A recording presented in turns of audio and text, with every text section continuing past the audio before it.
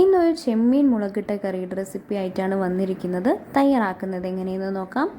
ചൂടായി വരുന്ന വെളിച്ചെണ്ണയിലോട്ട് അല്പം ഉലുവ, ചതച്ച് വെച്ചിരിക്കുന്ന പെരുംജീരകം, ഇഞ്ചി, വെളുത്തുള്ളി, 3 പച്ചമുളക് നടുകീറിയതും കൂടെ ചേർത്ത് കൊടുത്തിട്ട് നന്നായി ഒന്ന് മൂപ്പിച്ചെടുക്കണം. ഏകദേശം ഒന്ന് പാകമായതിനു ശേഷം ഇതിലോട്ട് അല്പം ചെറിയുള്ളി കൂടെ ചേർത്ത് കൊടുക്കാം. ഈ ചെറിയുള്ളിയൊക്കെ നന്നായിട്ടൊന്ന് വാടുന്നത് വരെ ഒന്ന് മൂപ്പിച്ചെടുക്കാം.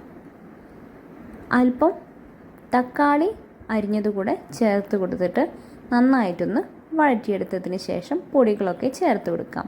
മഞ്ഞൾപ്പൊടി, മുളക് പൊടി, എരിവിനാവശ്യമായ കാശ്മീരി ചില്ലി, ഉപ്പ്, ഗരം മസാല, ഇതിന് മുകളിലായിട്ട് അല്പം പച്ച വെളിച്ചെണ്ണയും കരിവേപ്പിലയും കൂടെയൊക്കെ ഒന്ന് ചേർത്തിട്ട് നന്നായൊന്ന് പച്ചമണം മാറുന്നത് വരെ ഒന്ന് വഴറ്റിയെടുക്കണം.